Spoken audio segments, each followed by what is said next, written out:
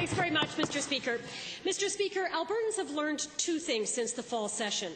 One, that even large companies like Nortel fail, and two, this government consistently fails to require that enough money is held in reclamation funds to pay for the cost of the cleanup. My questions are to the Minister of the Environment. Given the example of the Swan Hills Waste Treatment Plant costing $71 million to clean up, double the amount set aside, what action is the government taking to boost other reclamation funding to realistic levels so that the costs of future cleanups are covered and not borne by the taxpayer? The Honourable Minister.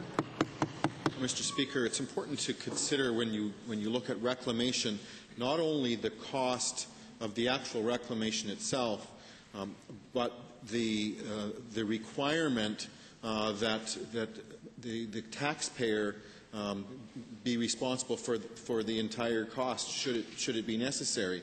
The member is pointing out a worst-case scenario where we have a situation where the taxpayer is ultimately responsible, but at the same time there are a number of other sites throughout the province that remain and will continue to be the responsibility of the owner of those sites, and in those cases it's a different situation. The Honourable Member.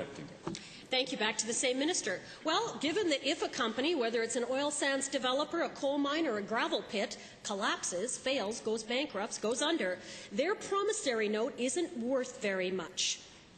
So why doesn't the government ensure that enough cash is held so that any liability for cleanup does not revert back to the public? An IOU from a failed company is worth nothing, and it all defaults back to the taxpayer. The Honourable Minister. Well, Mr. Speaker, it's like everything else that we do in environment. It's a balancing act, and it is necessary for us to hold security, and we do hold security. We hold significant amount of security, whether it be in cash or whether it be in irrevocable lines of credit that are backed up by banks.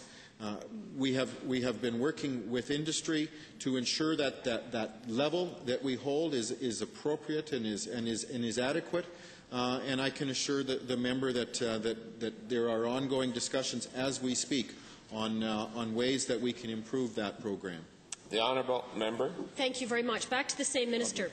The annual report of the Security Fund states that for all the oil sands, $645 million is held for reclamation, all in the form of guarantees, little IOUs, pieces of paper.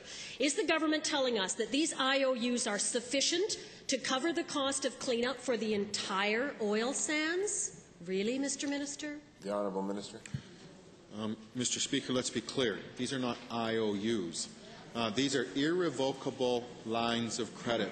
These are notes that the province holds that are secured by the bank, not by the individual companies. And to answer the member's question, we believe that we hold adequate security to ensure that we protect the public in case of long-term disaster from a financial perspective.